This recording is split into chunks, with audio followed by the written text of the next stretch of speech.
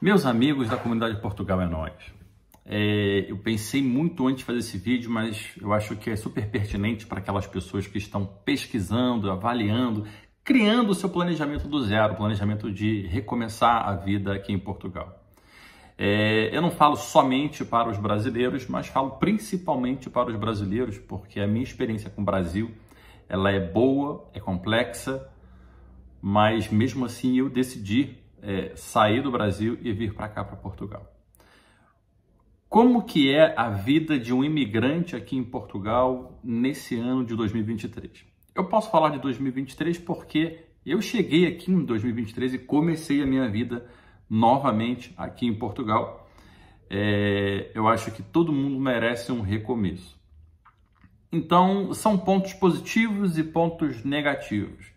E se a gente começar a pensar e colocar isso numa balança para pesar o que vale mais a pena, e é exatamente nesse ponto que eu quero chegar com vocês, a gente vai perceber que a vida de um imigrante não é fácil, mas ela te dá um futuro brilhante se você for resiliente, esforçado e se você for organizado com o seu projeto de vida atual e novo.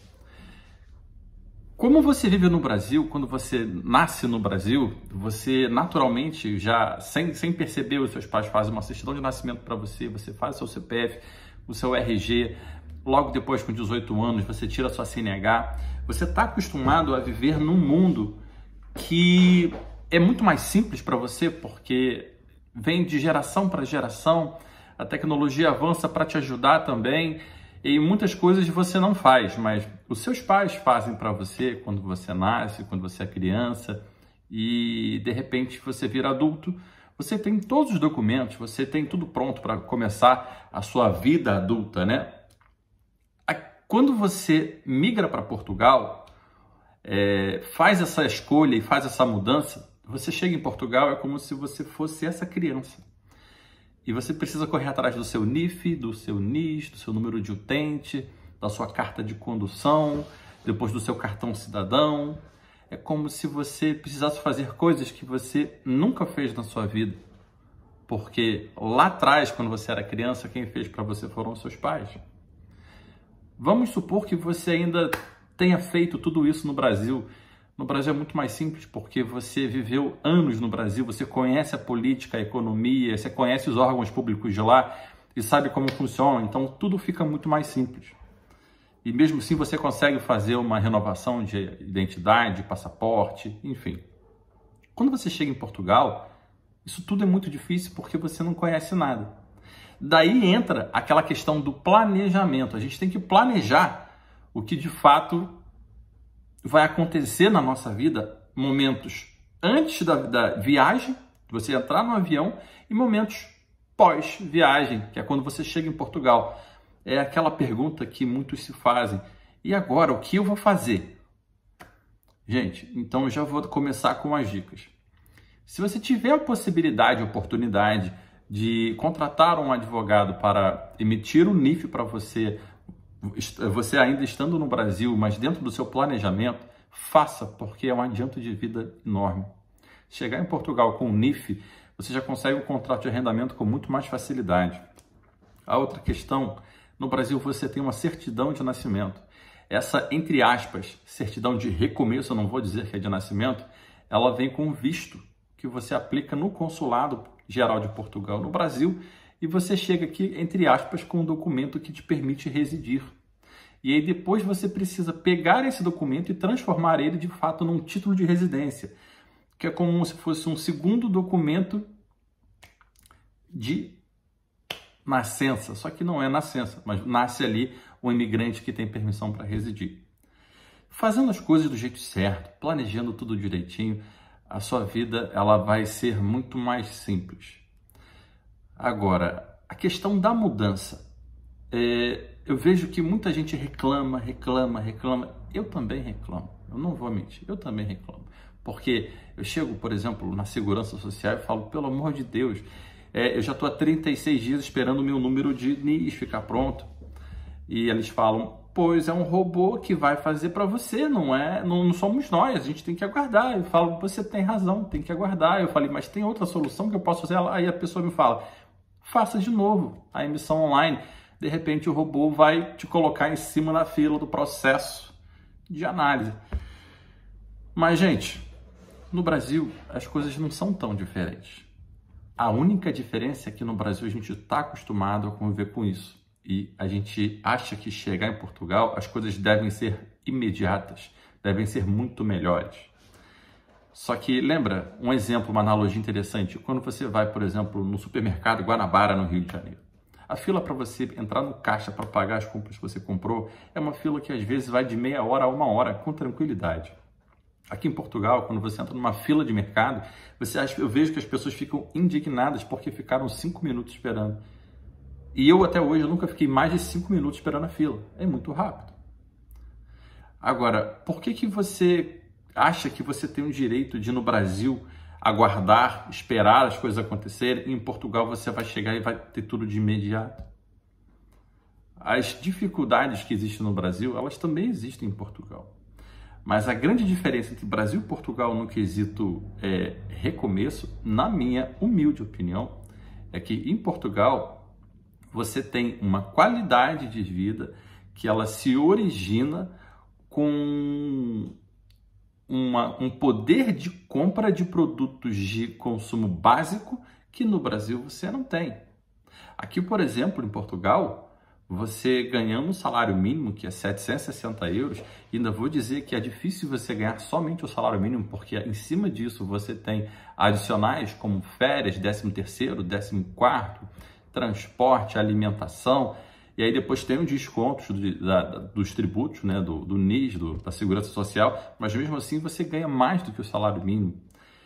Então, com o salário mínimo você tem condições, ainda que no limite, viver. Coisa que com o salário mínimo no Brasil, você não tem condições de viver. Com o salário mínimo no Brasil, você, infelizmente, não consegue prosperar. Você vai remar um dia de cada vez, vai dormir toda noite sabendo que você tem uma dívida enorme para pagar no dia seguinte. Aqui você tem essa tranquilidade. Então, quando a gente fala em poder de compra, a gente não tem que colocar o poder de compra à frente de tudo no quesito capitalista da forma de dizer. A gente tem que pensar que o poder de compra não eu posso comprar um iPhone, eu posso comprar um carro, eu posso comprar... Isso tudo você realmente pode comprar. Mas primeiro você tem que sobreviver. E em Portugal você consegue sobreviver. E aí nasce a dignidade, porque você trabalha, você tem um respeito em cima da função que você exerce profissional. Não importa se você é caminhoneiro, se você é médico, se você é advogado, ou se você é gari ou lixeiro, você é uma pessoa. E todo mundo respeita você pela pessoa que você é e não pelo que você tem ou aparenta ter. Aqui em Portugal não tem muito essa distinção de eu preciso mostrar que eu tenho para alguém me dar uma posição de ser interessante. No Brasil a gente vive isso. Quanto mais a gente conseguir aparentar, mostrar que a gente se veste bem, enfim, etc., mais facilidades a gente tem, como por exemplo de entrar numa loja, num shopping. Aqui você não vê isso.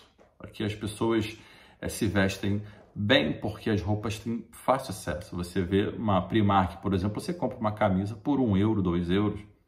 Quando que no Brasil você vai entrar numa C&A, por exemplo, ou numa loja que Primark não tem, então tem que usar lojas de departamento para comparar. Mas quando que no Brasil você vai entrar numa loja e vai comprar uma camisa assim por 2 euros, 2 reais?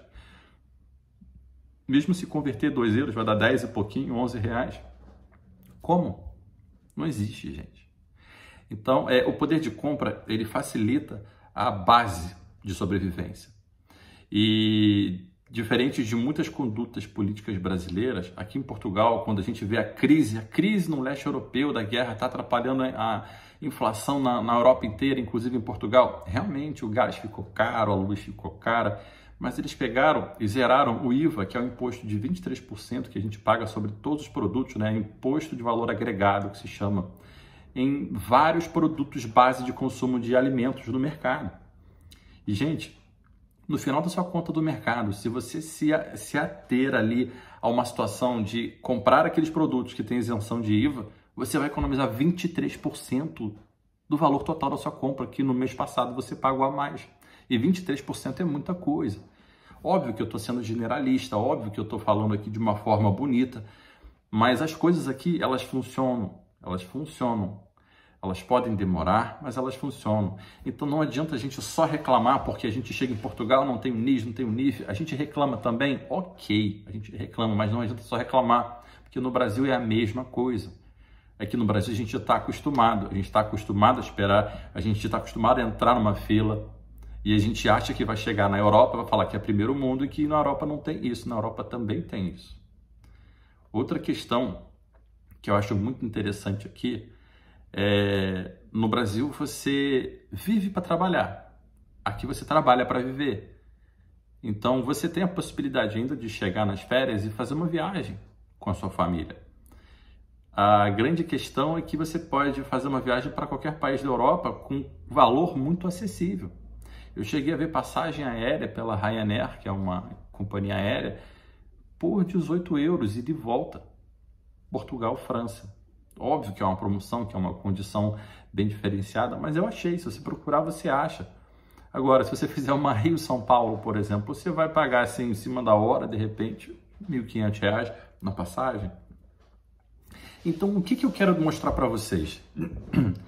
Se você tem coragem de recomeçar a sua vida em outro país, eu tenho que deixar claro para você que, de fato, é um recomeço. Você tem que planejar, você tem que chegar aqui com um mínimo de subsistência financeira para que você consiga sobreviver pelo menos 6 meses. Essa é a dica que eu dou. Se você conseguir sobreviver 6 meses aqui em Portugal sem um emprego, você consegue se adaptar muito bem. Mas eu deixo claro que é muito difícil você chegar em Portugal e no primeiro mês de vida aqui, você não conseguir um emprego. Então, se você conseguir um emprego, quer dizer que você vai deixar de tirar dinheiro da sua reserva de 6 meses para sobreviver. Então a sua vida começa a andar com muito mais facilidade, você consegue deitar a cabeça no travesseiro sabendo que você vai ter dinheiro no mês seguinte e a sua vida começa a fluir. Coisa que, infelizmente, no Brasil, a gente tem que matar um leão todo dia para conseguir viver o dia seguinte. Essas comparações eu falo para vocês com relação à parte financeira. Mas agora eu vou entrar no quesito educação, saúde e segurança. A função social do imposto, do tributo que a gente paga no Brasil, ou em Portugal, ou em qualquer outro país, é como se fosse um salário que a gente paga para o Estado devolver para a gente em forma de prestação de serviço. Como que funciona essa prestação de serviço? Ele coloca o policial na rua, ele coloca os hospitais funcionando e ele coloca também os colégios, as escolinhas funcionando para você. Só que o que acontece no Brasil? Você paga, você tem um colégio público onde você tem greve, onde você tem condições mais precárias, que não são tão favoráveis. Você tem um hospital público em condições extremamente precárias. Você tem uma segurança extremamente precária. Essa segurança precária te obriga a pagar um seguro do carro contra roubo, a ter, às vezes, em algumas condições, se você tem uma vida mais abastada, ter um seguro de vida. Essa condição te faz ter medo de andar na rua. A questão do colégio. Muitos preferem pagar um colégio particular para o filho. Isso custa dinheiro. A questão da saúde. Muitos têm que pagar um plano de saúde, um seguro-saúde, para ter acesso a uma saúde particular. Porque esses serviços públicos não são bons. A gente vê direto nos noticiários, filas nas UPAs, pessoas desmaiando no chão, sem a menor dignidade. Aqui em Portugal você não vê isso. Aqui em Portugal você paga o tributo, esses 23% em tudo que você faz. Nossa, é um absurdo. Parando para pensar que você está deduzindo esse dinheiro do seu poder de compra, é um absurdo sim. Mas o seu filho vai poder ir para uma escola pública e ele vai sair falando inglês, português, e ele ainda vai ter a opção de escolher uma terceira língua, que é francês, alemão, espanhol, um colégio público. E o colégio público aqui é bom, ele exige de você.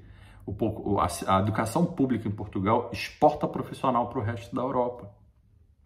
A saúde pública aqui, a gente tem referência, inclusive, em alguns casos, os hospitais privados chegam a encaminhar o paciente para um hospital público, por uma questão de referência médica, diferente do Brasil. Tem hospitais aqui que são mais antigos, mas eles funcionam bem.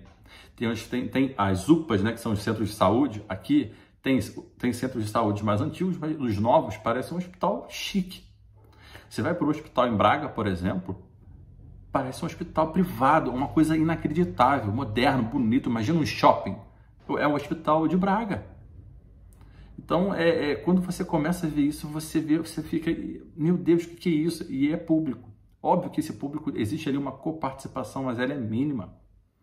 Tá? Se você tiver o PB4 ou um seguro saúde, por exemplo, no seguro saúde aqui eu estou cotando para 4 pessoas, para 2 adultos e 2 crianças, na faixa de 50 euros por mês, para eu ter acesso à saúde privada. E é uma questão de opção. No Brasil, eu pagava para 3.200, 1.300 reais. Então, assim, se ainda for fazer a conversão cambial, é uma absurda a diferença, é muito absurda. Agora, por quê? Porque os hospitais privados, de fato, eles competem com o hospital público. Sem falar da segurança, gente. Portugal está aí entre os 10 países mais seguros do mundo. Óbvio que existem casos isolados. Existem, ainda vou fazer uma piada. Quando acontece alguma coisa, a notícia repete 3 semanas na televisão, a mesma notícia, porque não tem outra para substituir de violência. A polícia serve mais aqui para multar carro que estacionou errado, ou que superou o excesso de velocidade, ou que sofreu um acidente, do que para prender criminoso. Óbvio que existem casos que ela prende um criminoso, né? Mas, e aí, gente? Eu consigo sair aqui na rua com tranquilidade a qualquer hora do dia. Existem locais mais abastados ali que a gente não quer ter contato? Existe, como qualquer lugar. Mas são fatos mais raros. No Brasil, isso é uma realidade cotidiana. Então, você vive tenso. Então, pagar o tributo aqui, o imposto aqui em Portugal, e ter a saúde, a educação e a segurança do jeito que a gente tem aqui, a gente começa a ver a dignidade da vida aqui em Portugal.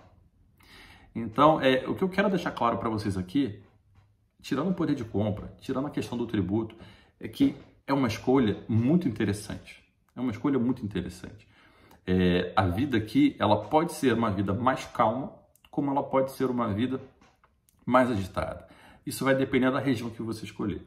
Se você escolher ir mais para a área rural, para o interior, você vai ter uma vida mais calma, uma vida que você vai perceber que chega 19 horas, a rua está vazia, o pessoal já está em casa, descansando, a pessoa acorda cedo para ir para o trabalho, para ir para as fábricas.